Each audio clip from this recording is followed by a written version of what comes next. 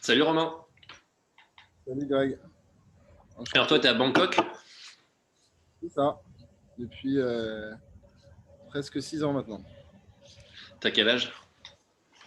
J'ai 38. 38. Ouais. Et alors, tu fais quoi à Bangkok? Je suis directeur de création en agence de pub pour McCann Erickson, McCann World Group. Je travaillais pour eux avant à Paris pendant 12 ans. Et en fait, à la base, j'en avais marre en fait j'en avais marre de la vie parisienne et de l'agence à Paris. J'avais envie de me partir soit en province, soit à l'étranger, je ne savais pas trop. En fait, j'ai été voir ma boss et je lui ai dit, écoute, j'ai envie de me barrer. Elle m'a dit, non, non, attends, tu ne te barres pas, je vais te proposer un truc. Et voilà, elle m'a proposé 4 destinations dans le monde. J'ai pas eu Bangkok tout de suite. J'avais Shanghai. Moi, ça me disait bien, mais ma femme moyen à cause de la pollution et tout. Ensuite, on avait Moscou. Moscou, si j'avais été célibataire, je pense que j'aurais été. Euh, Ensuite, il y avait Rio. Ah, Rio, c'est ça aurait été pas mal. large, quoi. Ouais, c'était large, ouais. Ouais, ouais. Et puis au final, bah, j'ai accepté aucun. Donc, t'es un petit peu énervé. Puis elle est revenue vers moi 15 jours après. Elle m'a dit, écoute, qu'est-ce que tu penses d'un poste à Bangkok, un poste s'occuper de toute l'Asie du Sud et tout. Et voilà, on est parti. Ça devait être un contrat de 3 ans. Et puis au final, j'ai re-signé en local et maintenant, voilà, Ça veut dire je quoi, suis j'ai payé signé en ici. local? C'est-à-dire que j'ai arrêté, j'avais un contrat d'expat en fait. J'étais parti, j'étais D'accord. détaché en fait de Paris. Et au bout des 3 ans, ou si ça se passait pas bien avant, j'avais la possibilité de réintégrer mon agence à Paris. D'accord. Sauf que bah, ça s'est très bien passé. Donc voilà. Et après, j'ai re-signé un contrat localement euh, avec l'agence euh, de Thaïlande. C'est des oiseaux qu'on entend derrière toi? Ouais, Ah, il y a c'est vrai beaucoup que c'est d'oiseaux à naturel. Bangkok. Non, parce qu'à Paris, t'as des mouettes et des pigeons, mais du coup, là, j'entends des trucs qui ont l'air d'avoir des couleurs et des plumes Voilà, de c'est des oiseaux de tout le temps. l'arc-en-ciel. Voilà. Et qui font beaucoup de Euh, bruit. Hein. bon, ça va, ça donne un contexte un peu.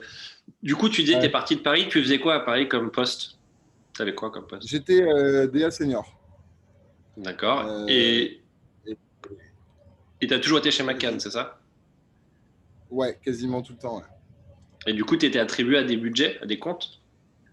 ouais, je travaillais principalement sur L'Oréal Paris, qui est un de nos gros clients à McCann, et on va dire à 80%. Et après, quand j'étais détaché ici en Thaïlande, j'étais vraiment à 100% sur L'Oréal. Et après, avec le temps, j'ai commencé à travailler pour d'autres budgets locaux. Mais quand tu étais à 100%, si tu dis sur le Real, c'était sur le Real Paris ou le Real Monde, le Real Asie? C'était sur L'Oréal Paris, mais pour le monde. Parce qu'à D'accord. Paris, en fait, à McCann Paris, c'est le hub pour la marque dans le monde. Mais même Donc, quand tu es arrivé à Bangkok, tu étais aussi sur le Real Paris Monde? ouais. Sauf Ok, que non, non, quand je suis arrivé à Bangkok, je m'occupais de la partie vraiment locale pour la Thaïlande. Donc, du d'accord. coup, une partie du boulot consiste à adapter les assets faits par l'international en local. Et on produit aussi localement nos propres films avec nos propres égéries, etc. Et du coup, tu es passé de DA à DC en arrivant à Bangkok ou tu étais déjà. Oui, tu as fait ce step de poste. Ouais. C'était qui ta boss qui t'a proposé tant de destinations qui font rêver les gens? C'était Nanette Dufour qui était la boss de la cellule Beauty Team, donc qui est la cellule qui s'occupe de L'Oréal Paris à McCann. Et maintenant, elle est devenue, je crois qu'elle doit être numéro 3 ou numéro 4 du groupe McCann dans le monde à New York. Donc, Mais quand elle est un poste de commercial, elle n'est pas un poste de créative. ouais. Ah ouais, de commercial. Son D'accord. poste, en fait, c'est de s'occuper des gros comptes clients. Ok. Et du coup, tu arrives à Bangkok avec femme et enfant ou juste avec Ouais. femme? Avec ma femme et mes 2 enfants. Quand on est arrivé, ils avaient 3 ans et 11 mois. Donc, ils Et étaient c'était pas très trop, ça te stressait pas trop d'arriver à Bangkok en famille? Enfin, la gestion petits. de l'école, des maternelles et tout ça? Bah, Un petit peu, mais en même temps, c'était aussi l'aventure. Et puis, moi j'ai vécu l'expatriation avec mes parents quand j'avais 14 ans au Vietnam, donc en 95. Et c'était quelque chose, c'était vraiment quelque chose d'autre, quoi. Eux, T'as vu? ils ont vraiment galéré. Il n'y avait pas Internet, il n'y avait rien. Ouais. Ils arrivaient dans l'inconnu. Nous, aujourd'hui, franchement, c'est pas si compliqué. Tu as tellement de groupes Facebook, d'aide, tu peux poser des questions à tout le monde. Il y a une grosse communauté française ici, donc c'était pas, non, on n'a pas vraiment flippé, non. Et c'est du coup, quand elle t'a proposé 4 destinations et que t'as refusé, c'est toi qui as proposé Bangkok parce que t'avais eu une expérience en Asie du Sud-Est plus Non, jeune? non, non, non. J'ai jamais proposé Bangkok. En fait, Bangkok, c'était pas un poste stratégique pour elle. Parce qu'elle voulait que je m'occupe d'un gros marché. Donc la Chine, pour elle, c'était très stratégique. Ou le Brésil pour s'occuper de toute l'Amérique du Sud. Oh, la Quand elle m'a envoyé à Bangkok, son idée, c'était de créer un hub pour s'occuper de toute l'Asie du Sud. Sauf que ça D'accord. ne s'est jamais vraiment fait parce qu'en fait, les clients n'ont jamais voulu changer le principe voilà, avec les agences. Et donc après, voilà, ça a divergé vers quelque chose. Et, euh, et du coup, toi, tu disais que plus jeune, enfin adolescente, tu avais suivi tes parents en tant qu'expat, donc tu as vécu au Vietnam. Et Ouais. du coup, tu as vécu combien de temps là-bas? J'ai fait 1 an et demi, de 13 D'accord. à 15 ans. Ok. Et ensuite, Donc tu as c'était refait des mouvements dans le monde ou tu es revenu en France et non, c'était juste une non, non, expérience après, séparée? c'était vraiment une très courte expérience, mais qui a changé ma vie, je pense. Qui a changé D'accord. mon être, quoi. Ouais. Est-ce que, avant de partir pour Bangkok, tu avais une facilité avec les langues? Est-ce que tu parlais couramment anglais, par exemple? Alors, j'avais un niveau d'anglais qui était pas trop mal, franchement, parce que mon directeur de création à Paris est américain. Donc, ça faisait déjà 4 ans que je travaillais avec lui et au bout de 4 ans, il parlait toujours pas un mot de français. Ouais, Donc c'est dur voilà, d'apprendre le français. voilà.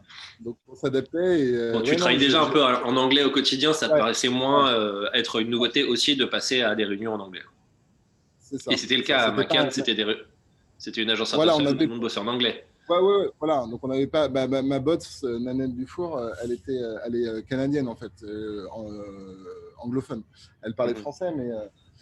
Donc, oui, si tu veux, Et les dernières années l'inverse. avant de bouger, on parlait déjà beaucoup anglais à l'agence. Et du coup, ton patron américain qui, au bout de 4 ans, n'avait pas appris le français, du coup, toi, au bout de 6 ans, tu parles couramment thaïlandais? Pas du tout. Bon, après, j'ai Bah une bonne alors? excuse. Hein. Ah C'est bon? pas aussi. Non, mais attends. Non, c'est compliqué comme langue. C'est compliqué comme langue. Ah, le Non, français, déjà, c'est pas simple non plus, hein. c'est pas faux. C'est pas faux.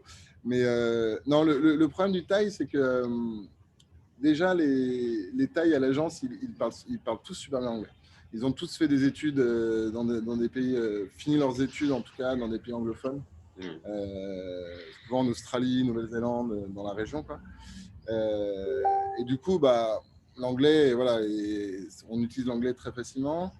Après, je m'y suis mis un petit peu quand même, parce qu'il faut et que ça le fait pas de s'y mettre. Mais en fait, c'est dur parce que déjà, moi, je suis directeur artistique à la base, je suis visuel.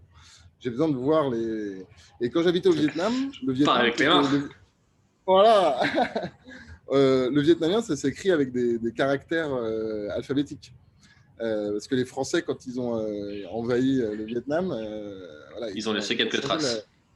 Voilà. Et donc, du coup, j'arrivais à lire les mots et à l'imprégner dans mon cerveau.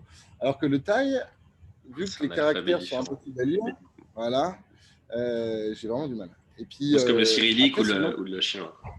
Tu sais pas du voilà. tout quel est le Après, mot, t'as sinon, aucun indice. c'est vrai. Après, la langue est très simple, elle est très basique. C'est un verbe, un mot, il n'y a pas de temps. Le problème, c'est les sons, quoi. Ils ont 7 tonalités pour le même mot. Tu vois, pour D'accord. dire pot, que tu dises pot, c'est pas du tout le même mot. Donc, D'accord. pour nous, c'est très compliqué. Là. Ok. Donc tu le lis couramment, mais tu le parles pas. Voilà. Ok. Et quand du coup tu t'embarques avec femme et enfant, ta femme elle trouve du taf là-bas ou c'est de toute façon avec 2 petits, il y en a un des deux qui doit s'en occuper ou Ouais, c'est non. En fait, ça s'est passé assez bien, c'est entre un guillemets. conjoint. C'est que, ouais, Pardon, en fait, vas-y, vas-y. ma femme s'est fait licencier, en fait, 2 mois avant de partir en Thaïlande. Donc, elle a touché un petit peu d'argent, c'était cool et tout. Et elle venait d'avoir le deuxième avec notre deuxième enfant avec 11 mois. Et puis, au fait, au final, après, on a fait le troisième ici. On a 3 enfants maintenant, 3 garçons. Ce qu'on n'aurait peut-être pas fait si on était resté à Paris. Mais, et non, elle travaille pas, mais elle est très contente comme ça. Et du coup, tes enfants, eux, ils ont grandi à Bangkok. Donc, ils parlent, ils sont dans un lycée français, enfin, maternelle, collège, primaire. Attends, ils sont en primaire et en maternelle, en termes d'équivalence. Et eux, ils ont grandi dans un microcosme français où ils parlent couramment thaïlandais. Alors, quand on est arrivé ici, on les a mis dans une petite maternelle franco-anglaise. C'était un jour en français, un jour en anglais. Parce que le but déjà, c'était qu'ils apprennent l'anglais. Ils ne parlaient pas un mot d'anglais. Bien Donc, sûr. donc, on s'est un peu focalisé là-dessus. Le troisième, par contre, celui qui est né en Thaïlande, lui, on a dit à la nanny, parce qu'on a une nanny à plein temps à la maison, en fait, pour s'occuper des enfants, euh, on lui a dit qu'elle lui parle en thaï. Et du coup, le dernier, qui a presque qui a 3 ans maintenant, il parle thaï couramment, quoi. Lui, Mais pas les deux premiers. pas les 2 premiers. Il capte quelques D'accord. mots comme nous, mais Mais ils parlent couramment anglais. ouais. Et après, ouais, il parle mieux anglais que moi, c'est sûr. Ils ont Hmm. un anglais dingue. Parce qu'ils vont, donc après cette petite maternelle, maintenant ils vont dans des écoles primaires anglaises. Donc il y a un lycée Ok. français, hein, mais on a choisi de les mettre à l'école anglaise. D'accord. Toi, tu bosses du coup toujours chez McCann. Tu as changé ton contrat, mais tu es resté dans la même boîte. Ouais, D'accord. toujours chez McCann. Et du coup, eux, ils ont facilité toute ton arrivée, c'est-à-dire trouver un appart, le déménagement, les trucs comme ça. Tu Ouais, avais quand je suis les arrivé, packages d'expat. c'est ça. J'avais un package qui couvrait une partie de mon loyer, un billet d'avion par an pour toute la famille et la sécu mutuelle pour tout le monde. Parce que du coup, quand tu es passé en contrat local, là, il y a quelques années, Mhm. tu as perdu des avantages du contrat d'expat. Quasiment pas, parce que j'ai réussi à renégocier en gardant plus ou moins tous les mêmes avantages. D'accord. J'ai perdu un petit peu parce qu'en fait, maintenant, ils me donnent plus d'allowance pour Pour l'avion, la maison. Voilà, pour la maison. Et maintenant, pour le c'est intégré loyer. dans mon salaire, mais voilà, pour le loyer. Mais c'est intégré dans mon salaire, mais ils vont m'enlever un petit peu. Toi, tu vis dans le centre de Bangkok. Ouais. Et c'est quoi Bah, le centre-centre. Oui, mais t'es pas dans une région ou une ville à côté. Et du coup, Alors, c'est quoi le type de vie, la qualité de vie, le coût de loyer, par exemple, on parlait des coûts de loyer. les coûts de loyer sont hyper légers ici. Tu peux avoir un superbe appart en plein centre pour le prix d'un studio à Paris dans un quartier pourri, quoi. Donc c'est ça, T'as un c'est ça exemple aussi qui de nous a. tarif? Bah, par exemple, nous, si tu veux, on vit dans une maison de ville. Donc en fait, c'est des maisons qui sont toutes collées comme ça autour d'une piscine. Tu as l'impression d'être en vacances, hein, c'est génial, hein. Euh, et on paye l'équivalent de 1500 € par mois. Et ça Mhm. fait 5 chambres, 350 mètres carrés. Voilà. D'accord. Donc c'est Et très toi, cool. ouais, mais toi, tu es une grande famille, mais si par exemple on veut venir pour prendre 60 mètres carrés Ouais. seul ou en couple, ça Bah, existe et c'est carrément. À 60 mètres carrés dans un très bon quartier de Bangkok, je pense que pour 400-500 €, tu as un truc très bien. Dans un super ok, condo avec piscine, salle de sport. un truc haut de gamme. Ouais. Et ça, du coup, c'est pas cher pour comparer avec Paris, et donc les loyers parisiens et les salaires parisiens, mais j'imagine que les salaires à Bangkok sont pas les mêmes. En fait, ici, il y a une disparité de salaire qui est hallucinante. C'est-à-dire que tu as les gens qui travaillent, qui font tous les petits métiers de rue et tout ça, ils doivent gagner allez, on va dire, dans les 300 €, 300-500 € max. Euh, et puis après, par contre, en agence, franchement, les locaux, ils commencent à, je pense, un petit peu moins de 1000 €. Donc, il y a quand même des bons salaires en agence ici. Après, ça ne sera pas les salaires de la France, c'est sûr, mais Bien sûr. la Mais qualité de vie. proportionnellement avec le coût de la vie, ouais. La qualité de vie sera plus grande en prenant des salaires et des différents, parce que la vie est le coût de la vie est plus bas là-bas. J'imagine que la nourriture principalement. euh, et Ouais, alors la enfin, nourriture, c'est un peu un faux, parce que tout le monde me dit ça à chaque fois, parce que tout le monde pense la à. nourriture de rue épicée, j'entends, pas la nourriture Voilà, de restaurant. ouais. Ouais, puis les gens pensent à leurs vacances en Thaïlande quand ils mangeaient dans de street food pour C'est 40 bahts. ça. Mais bon, au final, tu te rends compte que quand tu viens manger de la street food, c'est pas très bon, quoi. C'est quand même Oui, des c'est ça. produits un peu bas de C'est pas gamme, quoi. cher. Et les kebabs non plus, c'est pas cher, mais tu t'en manges pas le matin, midi et soir. Voilà, voilà. Donc après, pour Le, manger, si tu veux manger à l'européenne, ça te coûte cher. Ça te coûte plus D'accord. cher. Parce que du coup, il y a ouais, voilà, c'est des coûts d'importation ou de production qui sont Voilà. plus élevés. Par contre, tu trouves de tout, quoi. Par rapport à quand j'ai vécu au Vietnam avec mes parents, où vraiment on galérait pour trouver un saucisson, ici, t'as un choix de malade de tout ce qu'il faut. La France ne manque pas gustativement, quoi, c'est sûr. Ok. Petit aparté, tu disais 40 bahts tout à l'heure. Parce qu'en fait, la monnaie locale, c'est les bahts. Et 40 bahts, ça fait à peu près 1 euro. C'est ça, de mémoire. Ouais. Ok. Si les gens se renseignent, il faut avoir ce chiffre en tête. Et donc, du coup, la vie est moins chère. Toi, quand t'étais à quel salaire je sais pas si t'es à l'aise pour parler d'argent, mais t'étais à quel salaire avant de partir en DA à 30 ans à peu près à McCann? Je devais être à 3005, je pense. Brut, net? Brut. Ouais. Ok. Et du coup, en changeant de poste et même si j'imagine du coup tu étais payé comme un Euh, expat, ça a changé quelque chose? Ah ouais, carrément. Carrément. Bah, une augmentation de salaire, plus le coût de la vie est quand même moindre. Ah oui, il y a un autre truc aussi qui paye et qui est hyper important si tu as des enfants et que tu vis en Thaïlande, c'est que les écoles. Parce que moi, ma boîte paye les écoles pour les enfants, parce qu'ici, les écoles coûtent cher. Euh, les écoles publiques, c'est même pas la peine. C'est vraiment pas possible, quoi. C'est pas bien. Le système éducatif thaï est pas bon. Donc, c'est des écoles privées et ça coûte très cher. Donc, plus tu as C'est quoi d'enfants, très cher pour toi? très cher, c'est-à-dire que, on va dire qu'à partir de la primaire, ça va te coûter. Si tu les mets au lycée français, qui est le moins cher de tous, parce qu'en tant que français, tu as déjà des réducs et tout, ça va te coûter déjà. Alors, attends, je fais un calcul en euros vite fait dans ma tête. Euh, Ça doit être à peu près 8 000 euros ou 7 000 euros, on va dire, par an pour le lycée français, par enfant. Tu dis le lycée Euh, français, mais ça correspond à des enfants qui ont 3-4 ans jusqu'à plus. voilà, c'est de la C'est maternelle jusqu'à. l'enseignement français. Ok. Ouais. Et après, les écoles anglaises ou les privées, comme là où va mon fils, là, le plus grand, ça coûte entre 10 et 15 000 euros l'année. Ok. Donc, Donc c'est énorme que la boîte prenne en charge les trois enfants ouais, mais après, ils en prennent termes en de charge jusqu'à revenus. une certaine limite. Donc, tu vois, par exemple, nous, l'année prochaine, là, on est en train de réfléchir à les remettre tous au lycée français et d'arrêter les écoles anglaises parce que je C'est pense deux qu'on a fois plus cher. ils payeront pas mon boulot au bout d'un moment. D'accord. Ouais.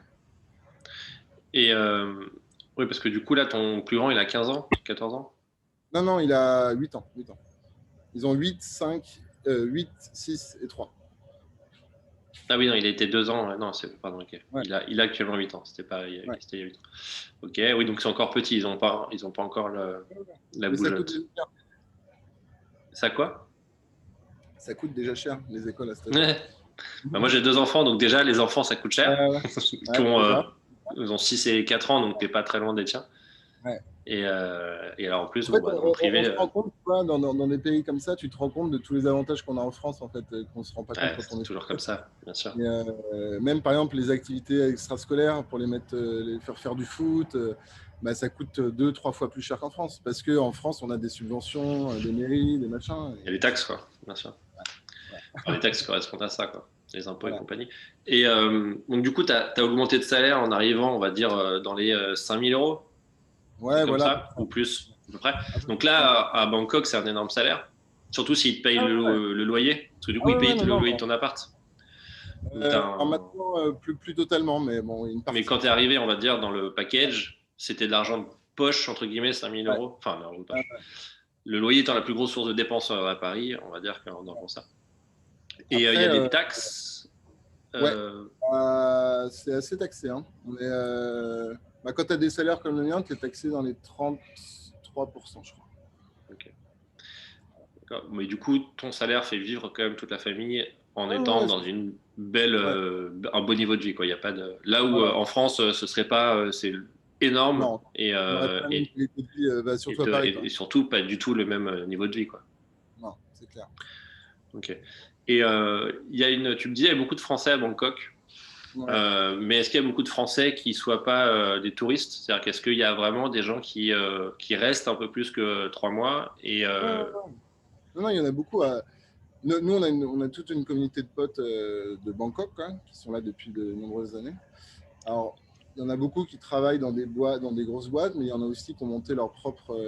On a toute une communauté d'amis qui ont monté des restaurants, des boîtes de nuit, des trucs comme ça, qui sont vraiment venus ici pour investir.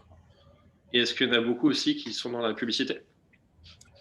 Alors, dans la pub, j'en connais un petit peu, mais pas énormément. Par contre, j'ai d'autres amis qui ne sont pas forcément français, mais qui sont espagnols, italiens. Tu as le réseau des expats publicitaires qui se retrouvent Voilà, sur le même voilà, secteur d'activité. c'est ça. Il y a beaucoup d'une minorité au-delà des Français. Genre, il y a beaucoup d'Allemands, beaucoup d'Italiens. Enfin, il y a un truc qui est dans Alors, les minorités, il y a une truc majoritaire. c'est les Japonais, la grosse communauté expat, les plus. Ok, Moi, je vis dans un quartier où il y a beaucoup, beaucoup de Japonais. C'est très Jap. Parfois, tu as l'impression d'être à Tokyo plus qu'à Bangkok. ok. Ouais. C'est les Japonais. Puis après, je pense que au niveau européen, je pense que les Français, on doit être les premiers, à mon avis. Euh, D'accord. Pas mal d'anglais Et, aussi. ok. Et, euh, et du coup, est-ce que au fil des années, tu as eu des envies de rentrer en France par moment? Jamais? Pas du tout. Jamais.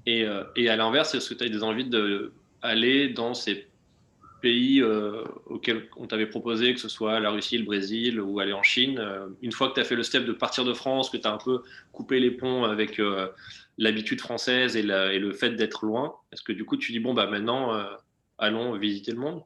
Oui, non, ça pourrait faciliter pour le futur, mais honnêtement, c'est pas vraiment ce qu'on a dans notre tête, dans notre esprit. L'idée, c'est pas forcément de bouger d'endroit en endroit, de faire. Là, on se sent tellement bien ici que si Vous on vous peut sentez à la rester, maison, hein? voilà, si on peut rester 10 ans, 15 ans, on restera ici, quoi. Et vous revenez souvent en France? Bah, d'habitude, on revient. La première année, on est revenu à Noël et l'été. Et puis après, on a vite compris que revenir à Noël, c'était la galère. Parce que quand tu as des enfants, devoir leur remettre les vêtements d'hiver, les machins, voilà. Donc on a abandonné et d'habitude on revient tous les étés. Ma femme elle revient presque 2 mois et moi je reviens 3 semaines. Et, Pour voir la et- famille, tu veux dire, pour les ouais, vacances? ouais, famille, amis, voilà. Sauf que bon, bah, cette année on n'a pas pu, hein. Oui, c'est une année particulière. Vous l'avez Ouais. vécu comment, du coup, la pandémie mondiale qui est en cours? Ah, Alors, pour les records, on est genre le 26 novembre 2020, là. écoute, nous, c'est très bizarre parce qu'ici, on a eu la pandémie avant vous. Sauf que les Asiates de base, à la base, ils ont tous des masques déjà quand ils sont malades et tout. Donc en fait, ça a été très bien Culturellement, il contrôlé. y a une gestion de Ouais. l'hygiène qui est plus élevée. En fait, quand es malade ici, quand tu as un petit rhume, tu viens au boulot, tu mets un masque en fait pour pas contaminer les autres. Donc déjà, il y a ce truc-là qui existe. Ensuite, ils ont fermé vite les frontières, etc. Et du coup, on a eu des cas au début, et après, on n'a plus rien eu. Et là, en fait, on a 0 cas dans le pays depuis 6 mois. Donc, Ah ouais. ouais. Donc, si tu veux, nous, on vit une vie très bizarre parce qu'on est à la fois fermé des autres pays. Enfin, vous, Français, vous pouvez pas Les venir. frontières sont fermées, personne ne peut rentrer. Les frontières sont fermées, sauf pour les expats, pour aller voir ta famille ou dans des cas comme ça. Mais en tant que touriste de base, les frontières n'ont pas encore ouvert. Ça devrait ouvrir bientôt, mais dans des cas très particuliers. Et du coup, nous, là, en ce moment, si tu veux, bah, on n'a plus de confinement. On va dans les restos, on fait la fête en boîte de nuit, sans masque. La vie a repris son cours normal, un peu comme ce qui se passe en Chine aujourd'hui, quoi.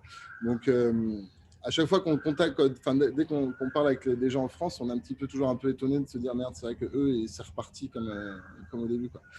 Donc, Et non, on vit très bien. vous avez une période de lockdown, de On a confinement? eu une période de lockdown d'1 mois, ouais, vers mars, si je me souviens bien. Où là, Euh, personne sortait trop et là, il y avait une vraie restriction des mouvements. Ouais, mais c'était pas aussi sévère qu'en France. Il n'y avait pas le coût du papier et tout ça. Et Mais les écoles étaient fermées aussi. les écoles étaient fermées, Ok. le boulot, tout ça. Et au bout d'un mois, tout a rouvert à peu près parce Ouais. que pas Sauf mon de. agence. Mon agence, c'est toujours. On a réouvert il n'y a que 2 semaines à 50%.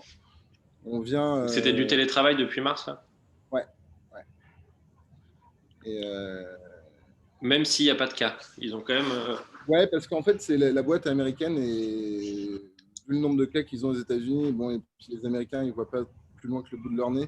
Je pense qu'ils ont voulu fermer toutes les agences du monde, quoi, sans Ouais, ils ne faire veulent de pas être restrictions. responsables d'une seule maladie quelque part et pouvoir dire au niveau mondial, on est carré C'est ça. comme ça. Et du coup, toi, le télétravail à distance, ça se passe bien? Ouais, ouais, ça s'est très bien passé. Franchement, Le télétravail, j'étais quoi. un peu. Non, non, ça s'est bien passé. Puis au final, ce que je dis avec ma team et tout, je pense que dans le futur, continuer à bosser comme ça, pas à 100%, mais Tu pourquoi peux pas. l'impliquer un peu plus, quoi. Ouais. Tu gères une grosse équipe? J'ai 6 personnes. C'est pas énorme. Et, et du coup, on parlait du coup de culturellement et des salaires. Est-ce que tu disais pour les locaux quand ils commencent, mais est-ce que tu as des ordres d'idées de salaire pour les juniors, middle, seniors, à peu près? Bah, par Ou exemple, des, et d'essais? je peux te donner. Tu veux dire d'un expat ou d'un. Bah, les deux. Bah, enfin, pas le local, parce qu'en vrai, je pense pas que les Thaïlandais locaux regardent la vidéo. Je pense que c'est plutôt les Français qui se posent la question d'aller vivre un peu à l'étranger, donc ça va être plutôt en format expat, mais Non, disons que à quoi ils peuvent s'attendre comme salaire?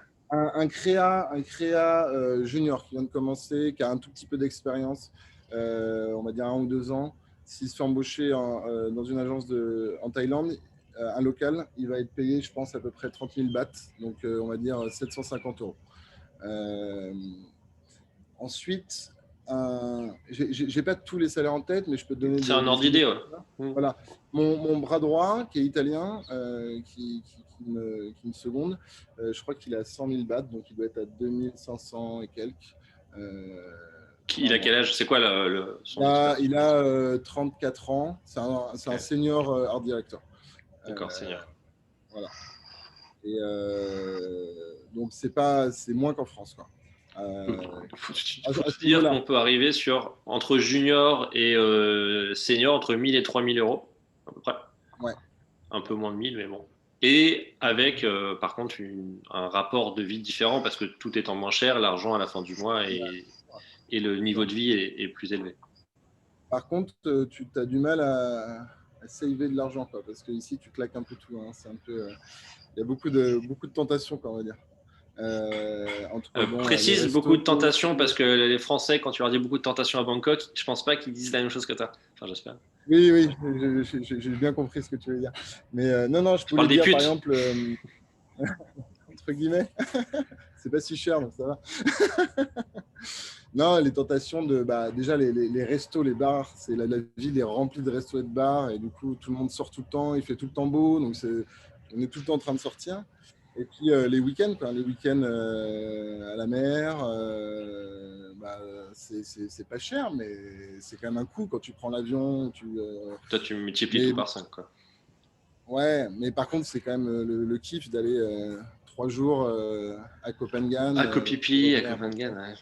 Voilà, voilà. C'est facilité le voyage, les petits vols internes. Tu fais Ah bah Bangkok, Koh Samui facilement. Bangkok, c'est un peu l'équivalent de Paris en Asie au niveau du. C'est un hub aérien, donc on peut aller partout de Bangkok. Et, euh, et le truc qui est génial en ce moment pendant le Covid, et c'est pour ça que je pense je vis, je pense, dans un des meilleurs pays du monde actuellement pendant le Covid, c'est que ici on peut toujours voyager en Thaïlande et il y a des possibilités énormes de voyages à faire en Thaïlande, super sympa, quoi. Je compare ça par exemple à quelqu'un qui est à Singapour, par exemple. À Singapour, tu es bloqué sur ton île à Singapour et tu voyages plus, quoi. Oui, Donc, localement, tu as plein de choses à découvrir. C'est un petit peu comme la d'ailleurs, France où tu n'as pas le droit de sortir de ton pays, mais en fait, ton pays, il est assez vaste et assez varié pour y voilà, passer une année sans trop se tourner en rond, quoi. c'est ça. Tu as le Nord, pour expliquer, je ne suis pas un expert de Bangkok et de la Thaïlande, mais pour y être allé il y a quelques années un petit peu en touriste, tu as le Nord qui est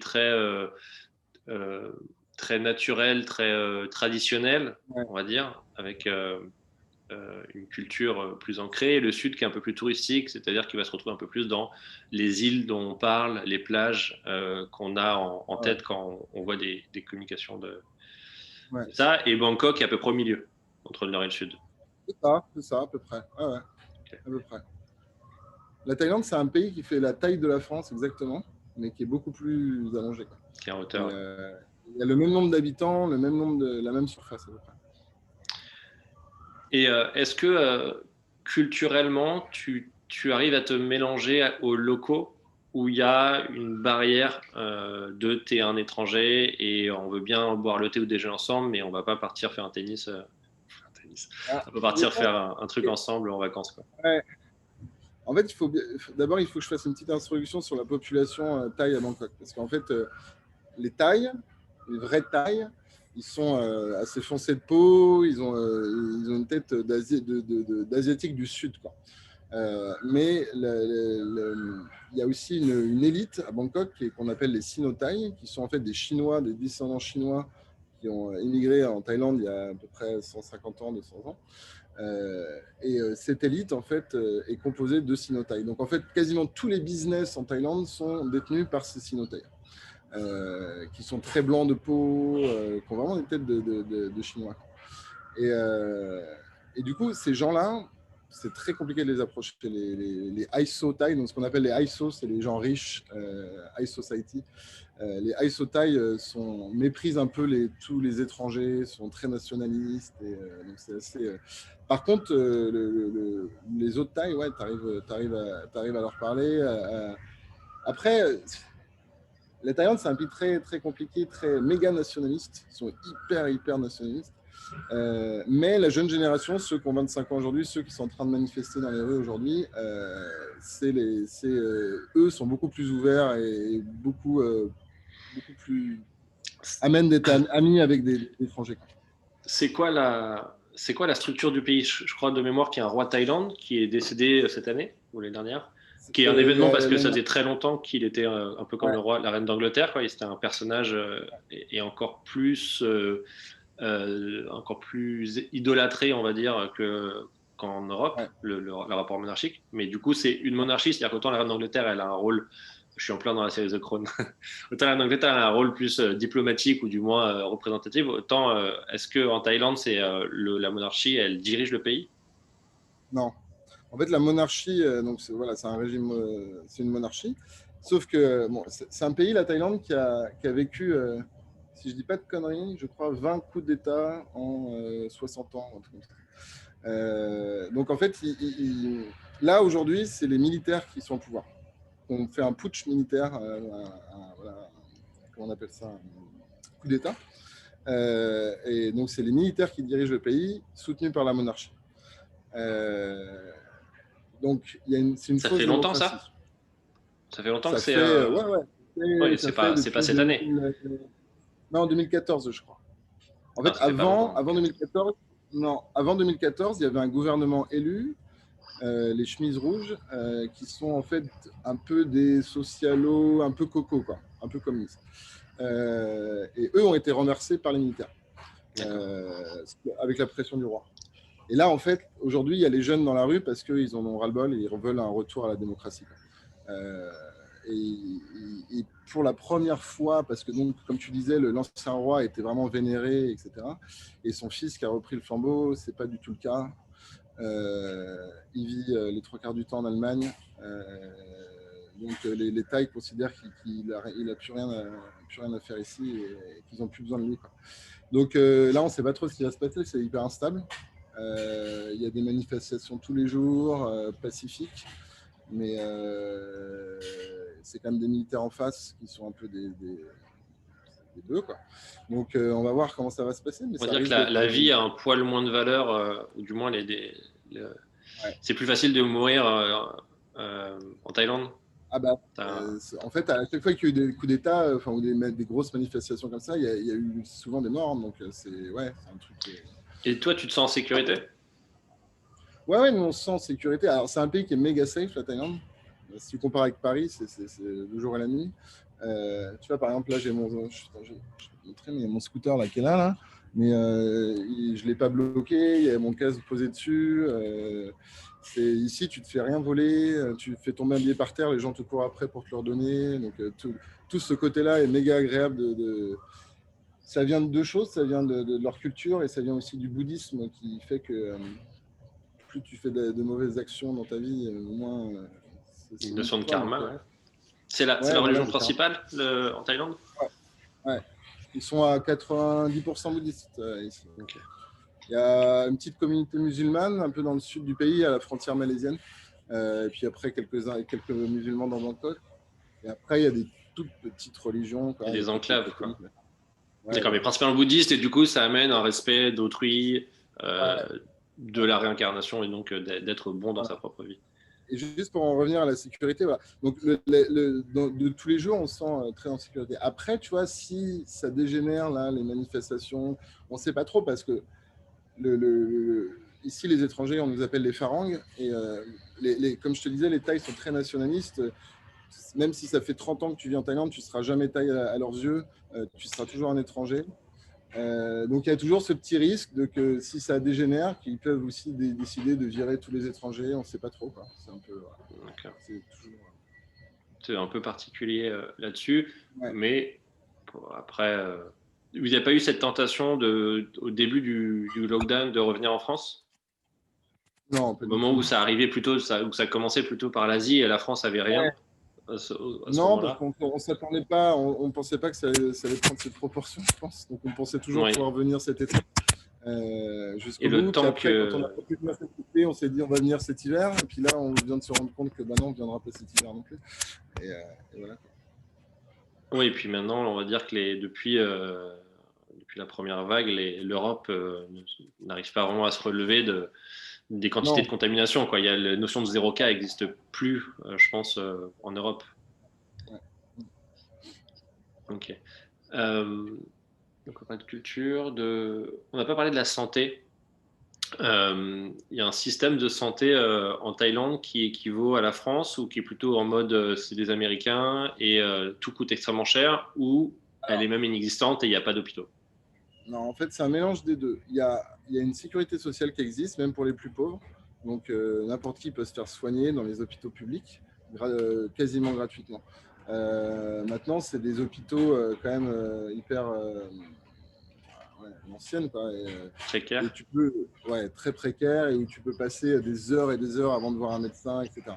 Donc, dès que tu as un petit peu d'argent ici, quand je dis un petit peu d'argent, c'est dès que tu as plus de, on va dire, dès que tu gagnes plus de 600 ou 700 euros par mois, tu passes au système privé. Et là, il y a tout type d'hôpitaux, quoi. Nous, on a la CFE. Donc je ne sais pas si tu connais la CFE.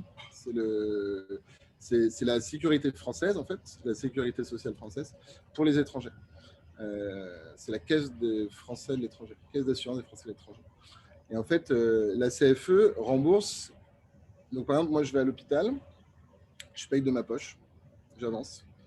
Ensuite, je renvoie à la CFE qui va me rembourser à la hauteur du tarif français. Donc, par exemple, si une consultation chez le médecin en France, c'est 20 euros, ils vont me rembourser à l'équivalent de 20 euros. Mais comme en France, ils ne remboursent que 75% et le reste, c'est la mutuelle complémentaire. Donc, j'ai aussi une mutuelle en France qui complète tout ça. Donc, si tu veux, en gros, nous, là, actuellement, c'est génial. On peut aller dans des hôpitaux de luxe. Tout est pris en charge et tout est remboursé par ma Sécu en France, parce que même des prestations dans des hôpitaux de luxe ici coûtent moins cher qu'un hôpital de base, quoi. Voilà, en France. Donc, on a accès à des soins de méga qualité, quoi. Globalement, ce qui est un petit peu vu comme le premium, voire le VIP luxe, équivaut à la norme en France, en termes de revenus, ou la norme, même norme basse, quoi. Ouais. Okay.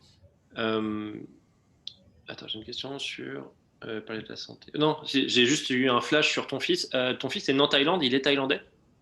Non, ici, il n'y a pas le droit du sol. Il n'y a pas le droit du sol? Non, le droit du sol. Donc tout le monde est français. Voilà, il est français. Le seul truc, c'est qu'il est né à Bangkok et puis il est exempté de visa. Il n'a pas besoin d'avoir de visa jusqu'à ses pour aller à Bangkok. Ouais, pour vivre en Thaïlande. Pour vivre en Thaïlande. Il vit sur Parce notre que visa. Ouais. Vous avez du coup une autorisation de vivre limitée dans le temps, donc un visa. Ouais. Nous, c'est tous les ans. Tous les ans, on doit renouveler notre visa. Et qu'est-ce qui fait le renouvellement? En fait, c'est par rapport à ton employeur. C'est-à-dire que si ton employeur te garde, il reprolonge ton visa. Donc, c'est l'employeur qui prolonge ton visa.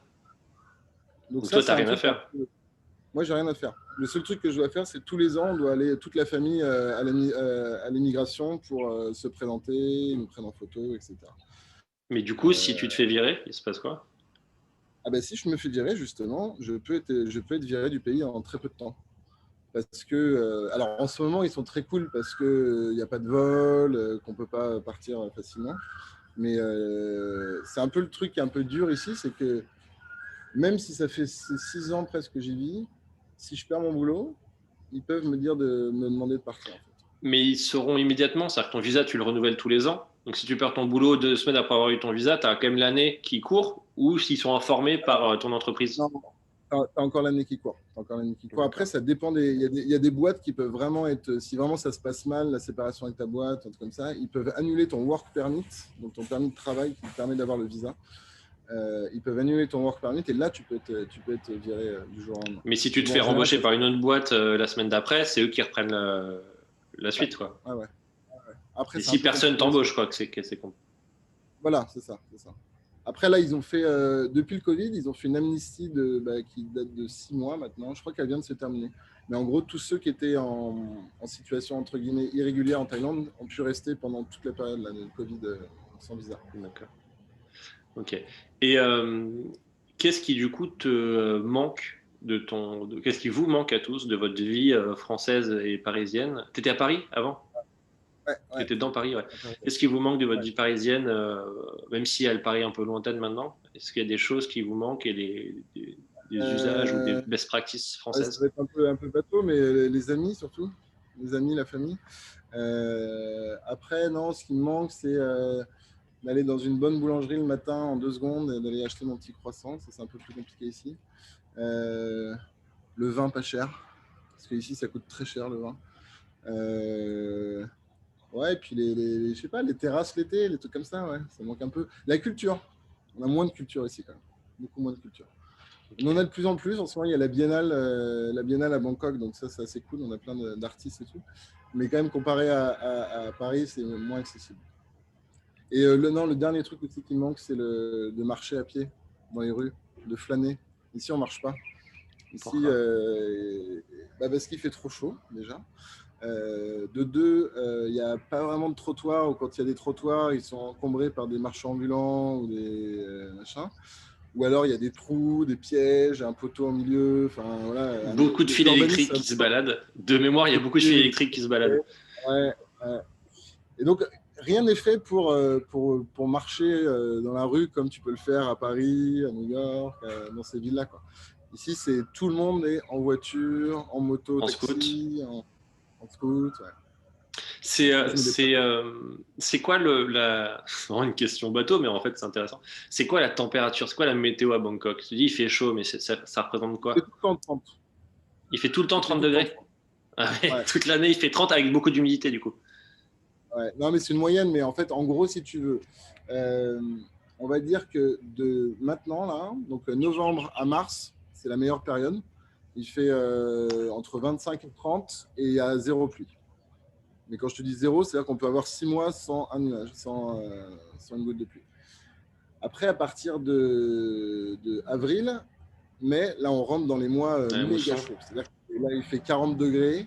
Non, c'est pas encore la mousson. Il fait 40 degrés, il fait humide et lourd et il pleut pas. Et il fait très, très chaud. Et donc ça, c'est avril-mai. Donc si vraiment, c'est les périodes à éviter. Et à partir de juin, ça commence à pleuvoir. Et puis juillet, août, septembre, octobre, là, c'est vraiment saison des pluies. Et là, il fait un petit peu plus frais. Et l'eau peut monter de 50 cm dans les rues quand il se met à pleuvoir. Donc c'est vraiment très variable. Enfin, on passe vraiment d'un climat à l'autre. Dans les climats chauds et dans le contexte des climats chauds, tu as vraiment des périodes très distinctes, quoi. Ouais, par contre, j'ai les mêmes habits toute l'année. Le seul truc, c'est que là, par exemple, tu vois, je mets des chemises en ce moment parce qu'il fait une température pas trop chaude et je peux porter une. Ouais. Sinon, c'est trop chaud. En décembre, on a, pas tous les ans, mais une année sur deux, on va dire, on a souvent une semaine où il va faire il va faire genre 18 degrés, et là, c'est mythique, quoi. Tu vois les tailles qui sortent avec leurs doudounes, les bonnets. Et tout. Très Ouais, bien. du coup, sinon, tu vis en t-shirt Ouais. et petit pull le soir, mais du coup, effectivement, Noël, Non, les pas de gants, souci. les... Non, non, non, le soir, même il le fait tout le soir, il temps fait jour. très chaud. Oui. Ouais. Il fait aussi chaud le soir que la journée, en fait. Donc, Ouais, il fait lourd tout le temps. Et ça, ça peut être épuisant aussi, du coup. ouais, bah, il y a des gens qui ne supportent pas. Nous, on a des Faut amis qui ne sont aimer pas restés ici parce qu'ils n'ont pas réussi à supporter le climat ici, quoi. le climat. C'est un truc Mais, particulier, quand même. ouais, bah, faut aimer le chaud. Moi, j'aime le chaud, donc ça va, mais Ouais, ouais, bien il y sûr, en a bien qui sûr. n'aiment pas. Bah, avec les enfants, c'est pratique, tu vois. Il n'y a pas trop de rhume, il n'y a pas trop de vêtements à leur mettre. Voilà, voilà, C'est voilà. vraiment très compliqué en ce moment à Paris. Euh, Ouais, c'est vrai. et encore, il fait pas encore froid, là. On n'est pas encore arrivé sur la période de grand froid. Il fait que C'est cinq vrai. dix degrés, ça va. Au plus bas, on n'est pas encore dans les zéros. C'est vrai Euh, que moi, le kiff que j'ai, c'est tous les matins quand je prends mon scooter, que je suis en t-shirt et qu'il fait super beau. Je repense quand j'étais à Paris, qu'il faisait -5, qu'il pleuvait, que je mettais l'écharpe, le machin. C'était autre chose. C'était ouais, une autre vie. Est-ce que, du coup, on n'a pas trop abordé le sujet de la publicité à Bangkok, en Thaïlande. Est-ce qu'il y a une scène publicitaire en Thaïlande? Ouais, ouais, ouais. En fait, la Thaïlande, c'est un pays très réputé en publicité. Ils ont gagné énormément de prix. Euh, Ils sont très forts pour deux types de pubs. La première, c'est les pubs mélodramatiques, souvent pour des assurances ou avec Des très l'histoire longues pubs. ouais, qui dure 3 minutes, avec l'histoire d'un père qui est en train de mourir et qui lègue à sa fille un petit truc. Et Alors, c'est on des a trucs tous qui vu se refont. on a tous vu ces pubs du chirurgien Ouais, et du mec qui nourrit voilà, voilà. de soupe la petite gamine. Très bien, Voilà. hein. Mais effectivement, c'est un peu la patte thaïlandaise Alors ça, c'est qu'on la pâte aperçoit d'ici. thaïlandaise. Et l'autre, c'est l'humour, où ils font beaucoup de trucs très humoristiques, barrés. Nous, notre agence, on a gagné un prix il y a 2 ans pour une pub pour des pilules amincissantes. C'était dans ton Euh, agence? Il ouais, tu laissait l'as pas vu passer le passer? gras, le policier qui laissait pas. Ouais, on a beaucoup vu. Ouais, ouais, ouais. Avec la mannequin, en fait, on est dans le corps de la mannequin, enfin, de la fille. Voilà, voilà. Donc ça, c'était ce genre de pub. Voilà, Et après, donc il y a ce côté-là, donc très créatif. Et après, la masse, c'est un peu de la merde. Désolé d'être cru, mais Oui, mais c'est, ça, je crois que c'est pareil partout, hein, parce que si tu regardes la télé à Paris, c'est pareil, tu as quand même beaucoup de ouais, pubs bas de gamme. mais Mais c'est peut-être pire. c'est pire. C'est pire. C'est pire, c'est vraiment, ils peuvent te matraquer le même message pendant 10 secondes, genre, bam, bam, bam, bam, bam, bam, et puis avec des trucs comme ça, avec des trucs qui vont vers l'écran, tu vois, des trucs C'est vraiment, très un mix agressif. ouais, un mix de Japan style, tu vois, ouais, et du coup, dans ces pubs-là, le niveau de la direction artistique, tout est vraiment super bas et c'est pourri. Ouais. Mais voilà, ils ont quelques perles, hein, et ouais, c'est un mélange des deux, quoi. Et du coup, il y a des agences, il y a un paysage d'agences. Genre, tu pourrais citer les bonnes agences en Thaïlande? Est-ce que déjà c'est Bangkok, j'imagine, Euh, qui est la capitale de la pub? Ouais, c'est vraiment c'est à Bangkok qu'il y a toute la pub. Après, il y a un gros festival qui s'appelle Adfest, qui est à Pattaya, qui est un peu le Cannes local, quoi, mais bon, évidemment, moins bling. Euh, et Pattaya, en fait, ça devient un peu, pendant 2 semaines, ça devient le centre de la pub de toute l'Asie du Sud, où toutes les agences se réunissent ici. Après, non, en agence, les agences les plus créatives ici sont des petites agences taille. Je n'ai pas forcément les noms en tête là, mais je te les redonnerai si tu veux. Et après, en grosses agences internationales, il y en a qui. Ça dépend, quoi. Les agences comme par exemple nous, McCann, Publicis, tout ça, on vit plutôt grâce à des gros clients, des gros budgets. On essaye de faire du créatif quand on a du temps et tout, mais c'est pas notre gagne-pain. Et après, il y a d'autres agences comme Grey, comme la Young, maintenant ça s'appelle comment, ils ont fusionné VML, avec VML, YR. VMR, ouais. Eux qui font un peu de l'entre-deux. Mais et c'est très varié. Il y a aussi beaucoup de grosses agences japonaises. Dentsu, qui, je pense, qui doivent être le numéro un ici. Donc c'est un mix d'agences locales, plutôt soit sur le très bas de gamme, soit sur le très créatif. Après, c'est une bataille entre les agences américaines, françaises et japonaises, quoi. Et c'est du coup la plus grosse, ça va être Dentsu. Enfin, Dentsu, c'est un réseau maintenant mondial, mais du coup, à la base, c'est une agence. Ou Ouais, c'est je pense Dentsu que Bangkok qui. dans 2 secondes que j'ai vu la charte il y a pas longtemps. Ouais. Il y avait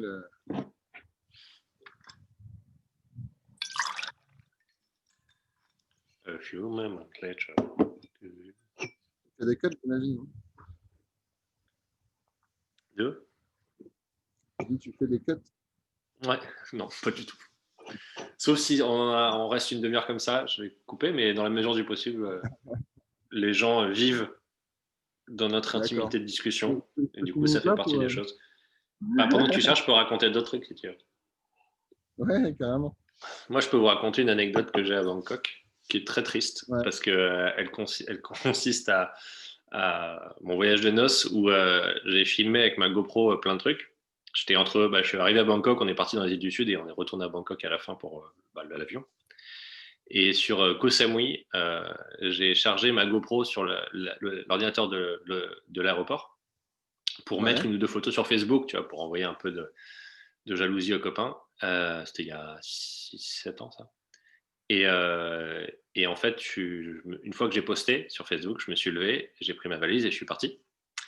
Et j'ai pris l'avion, j'ai fait Koh Samui à Bangkok. Et une fois arrivé à Bangkok, dans la chambre d'hôtel, j'ai voulu prendre ma GoPro pour filmer la belle chambre d'hôtel avec la piscine et compagnie. Et j'avais plus de GoPro. Et je me suis rendu compte que je l'avais oublié derrière l'ordinateur, dans le petit aéroport de Koh Samui, qui en plus, c'est un petit Ouais, aéroport hyper mignon, tu vois. en extérieur. Ouais, on dirait un petit aéroport d'une île, enfin, Ouvert. ce qui est un petit Ouais, aéroport d'une ouais, île, mais il est hyper décoré, il est ouvert à l'extérieur. Enfin, il y a un truc ouais, hyper familial de ça. ouais. Et donc, j'ai appelé en disant, vous ne pouvez pas jeter un œil si derrière un ordinateur, il n'y a pas une GoPro. Bon, bah, forcément, ça n'avait aucune chance. Et du coup, j'ai perdu toutes mes vidéos et toutes mes photos, à part les 3-4 photos que j'ai postées, du coup, quand j'avais branché la GoPro à ce moment-là. Donc, voilà. Ah ouais. Bon, je suis T'as désolé, je trouvé ton retrouve pas les info? trucs. Non, bah, c'est Non, pas grave. On pourra les mettre en description de la vidéo si tu les retrouves et que tu me les envoies ouais, par ouais, message. ça marche. Mais du coup, on va se dire que dans dessous, parce que Macan à Bangkok, ils sont combien de salariés? On est, on a vachement diminué, mais on doit être dans les 120, je pense. Avant Ah, la vous avez crise, diminué. on devait être à 150 bah, à cause du Covid, quoi. Le Covid, ça a On quand a, même, même si vous n'avez pas eu de cas vraiment en interne, ça a quand même stoppé l'économie et ça a fait licencier des gens. ouais, ah, carrément. Ouais, ouais parce que, bah, par exemple, tu vois, il y a une marque comme Chevrolet qui a décidé d'arrêter de produire, de vendre en Thaïlande. Donc, c'était un de nos clients, donc on a perdu ce budget. Et puis, tous les clients sont devenus méga frileux, quoi. Donc, Ouais. ils ont investi beaucoup moins. On a ok, Euh, au niveau international, tout le monde a freiné sur la communication publicitaire, donc forcément ouais, tous les budgets, tous les COP sont réduits. ouais. Et il y a une protection, il y a des contrats, il y a des CDI et vous ne pouvez pas vous Ouais, faire ouais, virer du ouais. jour au lendemain, comme en France, ou c'est Alors, comme aux États-Unis et du jour au lendemain, tu es dehors. c'est un mélange des deux. C'est pas comme la France, c'est pas non plus comme les États-Unis. Tu peux te faire virer du jour au lendemain. C'est-à-dire qu'ils peuvent décider de te dire tu te casses demain. Par contre, as quand même il y a quand même un vrai système, un peu comme en France, d'ancienneté. Donc, par exemple, tu vires quelqu'un qui a 7 ans de boîte, tu vas devoir lui payer l'équivalent de 1 mois par an d'ancienneté, etc. Mhm. Donc, mais par contre, il n'y a pas de protection, si tu veux. Il ne faut pas une Il bonne n'y a pas de raison pour te faire recours. virer. Tu peux te faire virer Voilà, sans raison, quoi. c'est C'est ça la grande viré, différence, c'est hein, parce viré. que tout le monde Pas la peut se grosse faire différence. virer, c'est juste qu'il te faut une bonne Ouais, ouais, raison, et du coup, si tu n'as pas une bonne raison, ça te coûte très cher en France, entre guillemets, voilà. avec les prud'hommes. Ouais. Là, c'est moins le cas. Non, ici, c'est moi, bah, j'ai vu ma boss faire des trucs pour qu'un mec s'en aille, tu vois. Elle l'a forcé à être au 3/5e, tu vois, au lieu d'être au 5/5e. C'est des trucs en France, tu n'imaginerais même pas, quoi. Donc, ouais, non, ici, il y a ça, quoi.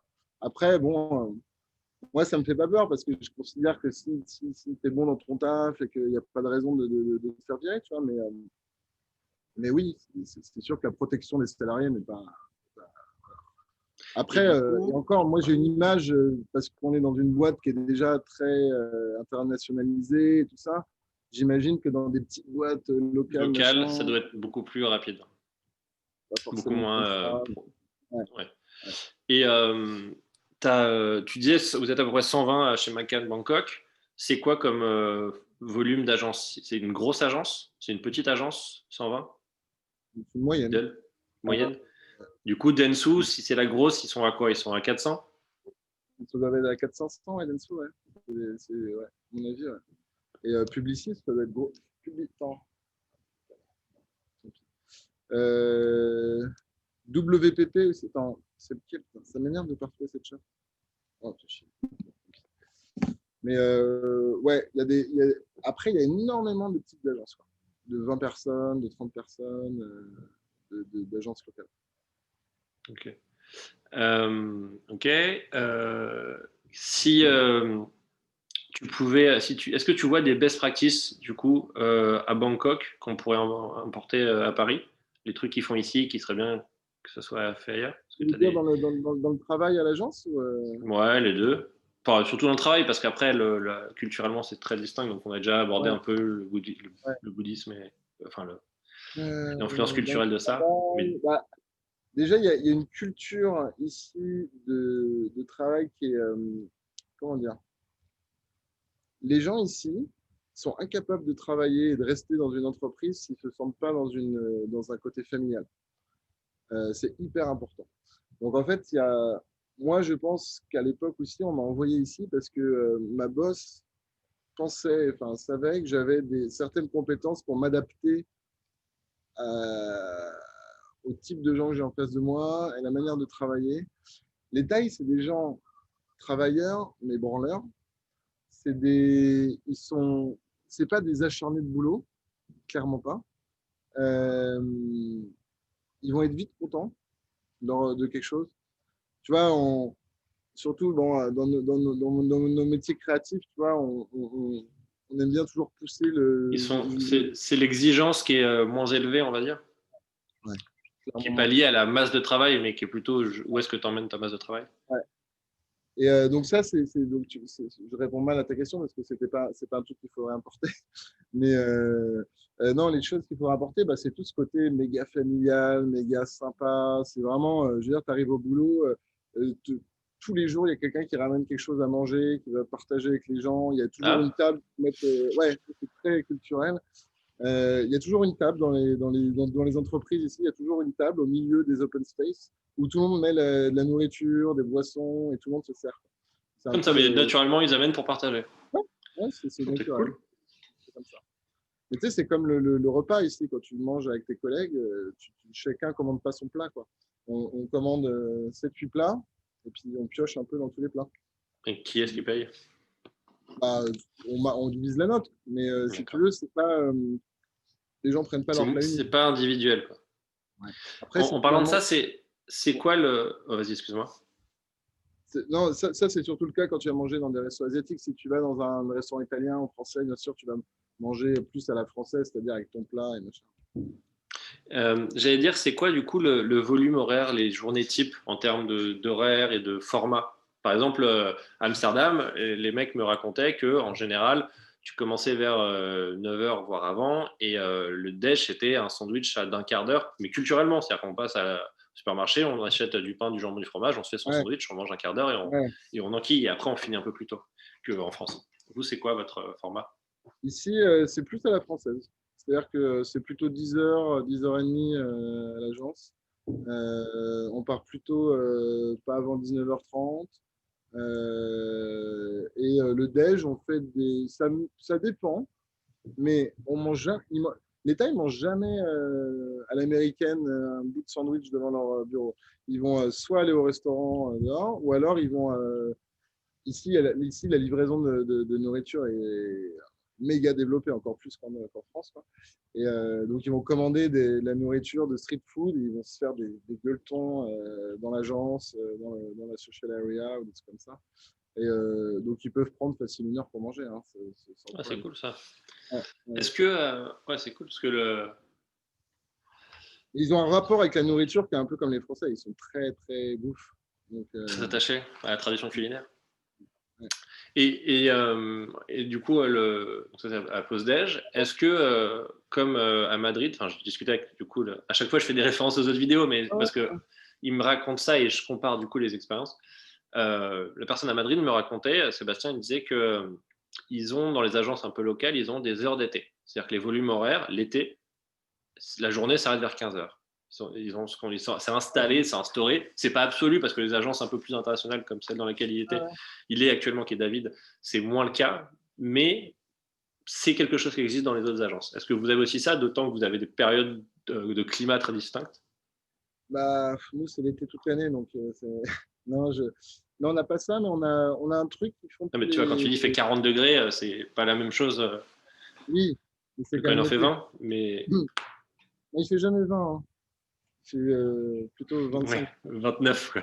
Non, mais du coup, il y a pas on finit un peu plus tôt parce qu'il fait spécialement chaud Non, ou je sais pas. non, non, il n'y a pas ça. Par contre, alors, c'est le dernier vendredi de chaque mois, on a l'après-midi offert. Ce qu'ils appellent le Fat Friday. Et Fat Friday, F-A-A-T. F-A-T. Ça veut dire quelque chose, mais je ne sais plus. Et en général, ça finit très souvent en fête dans l'agence, à picoler. Et voilà. C'est très souvent. C'est l'occasion Musique, de faire voilà, et puis ils sont très un team karaoké. building. Voilà, c'est ça. C'est ça qu'il y a beaucoup ça. Ah ouais, Et ouais. Ils sont méga team building et tous ces trucs-là. Ils ouais, sont si je veux dire, ils ont ce euh, truc de sortir en collègue, de faire des karaokés ouais, dans le cadre de l'entreprise, etc. ouais, mais bah, non, ils le font pas naturellement comme le feraient, je sais pas, les Américains ou machin, mais quand on fait des outings, des trucs, quand on part en week-end avec l'agence, en général, on fait ça au moins une fois par an. C'est très enfantin, avec des jeux, un peu colonie de vacances, quoi. D'accord. Les tailles sont très, c'est des gosses dans leur tête, hein. Ils sont très Cette joueurs. généralité. Non, mais c'est vrai, c'est vrai. Oui, c'est une généralité, mais ils sont très. Il y a une culture de l'amusement, Ouais, on peut dire comme ça. énormément. Énormément. D'accord. Ouais.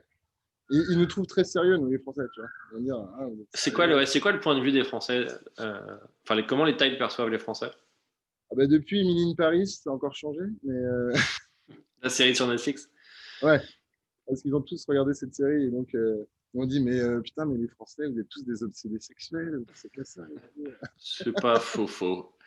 C'est un cliché, mais il y a une culture Euh, de l'agression euh, sexuelle et du sexe tout court. non, bah, ils nous trouvent très, très arrogants, bien sûr. Un peu, je pense que c'est un peu la perception qu'ont un peu tous les étrangers des Français, quoi. Ce côté un peu fier de nous. Mais ils aiment notre nourriture, ils aiment notre côté liberté. Ils sont plutôt admiratifs. Mais ouais, non, je suis pas. Est-ce que tu as aussi Ouais, un rapport donc, Londres, enfin, les Anglais ou les pays anglophones ont tendance à avoir, dans le cadre du travail, une relation hyper poly-diplomate, à pas vraiment dire ce qu'on pense. Et les Français sont vus comme des gens très francs et à la limite de créer des conflits, etc. Est-ce que en Thaïlande c'est ça ou c'est plutôt franc? non, c'est plutôt ça. C'est plutôt éviter les conflits absolument. Et puis ici, il y a le principe qui existe partout en Asie, mais de ne pas perdre la face. Donc en fait, il faut surtout pas. C'est très, très. Alors, je vais te donner un exemple qui va être peut-être plus facile à comprendre. On va au restaurant, on commande un plat, le serveur se trompe. Au lieu de venir s'excuser et te proposer de, je sais pas, de te faire un discount ou de te changer ton plat ou machin, le mec va se barrer et va se cacher, quoi. Tu vois. Il va Ou pas tu vas- affronter Ah va non, pas non, te confronter face à son erreur. Il va pas revenir te voir en sachant qu'il a fait une erreur. ils admettent jamais leurs erreurs. Mais du coup, il y Et a un autre serveur qui va venir pour la suite. c'est un peu ça, mais bon, c'est assez chiant ça. Et ouais, non, ils ont pas ce côté-là. Il y a le côté aussi très hiérarchique, patriarcal. C'est-à-dire que dans le travail, bah, les jeunes vont pas oser contredire leur boss parce que c'est le boss, même s'ils sont sûrs d'avoir raison. Après, tout ça, dans les entreprises Thai, c'est vraiment comme ça à 100%. C'est un peu à la japonaise, tu vois, ce côté très. Le boss a toujours raison, ferme ta gueule et avance. Mais après, encore, la jeune génération, et bon, j'ai aussi, je pense, une idée fausse, parce que en agence de pub, on a des gens qui sont pas, c'est pas le taille moyen, on va dire. Euh, eux, j'arrive à par exemple, ma team, ils ont réussi à comprendre ça et maintenant j'arrive à leur expliquer que bah, j'ai envie qu'ils osent, j'ai envie qu'ils ouvrent leur bouche, qu'ils me disent s'ils ne sont pas d'accord, s'ils pensent que ça va pas. Et ça marche. Les jeunes d'aujourd'hui, ils le font. Mais bon, voilà, c'est un long process. Et parfois, ouais, c'est très chiant. Quoi. Le plus dur, je trouve, c'est la relation client-agence. Parce que ici, il y a un côté très. Surtout les commerciaux, ils sont là vraiment pour être les sous-fifs des agents. Quoi. Ils sont là pour, tu vois, leur baiser les pieds. Et donc, ce côté-là, moi, j'étais pas habitué à ça. En France, on est très, comme tu disais, franc. Et que ce soit ton client ou pas, bah, tu vas dire, on se dit les quatre vérités. Et puis, voilà, on se rentre dedans s'il faut. Mais au moins, on avance, on débat. Et voilà. Ici, ça va être vraiment en mode, il a dit ça, on peut pas. Et moi, j'ai beau de leur dire, bah non, on peut pas faire ça, c'est impossible. Et dis-leur que non. Et on dit, ah bah non, non, donc je suis obligé d'y aller moi-même et essayer de convaincre les clients. Donc ça, c'est très compliqué. Ouais. Donc si tu es un peu sanguin, un peu très latin dans ta manière d'être, c'est dur de vivre, de bosser en Tu rentres Thaïlande. en Hein. conflit, ouais. Tu rentres en conflit Ah, et tu rentres en conflit avec la culture globalement et qui fait que ouais, tu perds tes moyens et tu perds le ouais, respect des gens naturellement. Quoi. exactement, exactement. Et puis si tu t'énerves ici, c'est très très mal vu. Quoi. S'ils voient quelqu'un qui s'énerve, tu perds ton sang-froid, c'est waouh. C'est que tu perds Et- la face et donc c'est que Ouais, tu sais pas gérer, ouais, etc. Ok. Bah, écoute, je crois qu'on a fait le tour. Est-ce ouais. qu'il y a des choses que tu veux Oui. rajouter? Écoute, non, je pense que c'est bon. Et On a un je peu crois tout vraiment vu. que je l'aille, parce qu'il m'appelle depuis tout à l'heure. Ça marche. Je suis en retouche là en ce moment, donc voilà. Ça marche. Merci Romain. Bah écoute, c'était très sympa. Ouais. Bonne journée. On va voir ce que ça va donner. Et puis bon courage pour la suite de ton projet, c'est cool. Tu Merci. fais ça.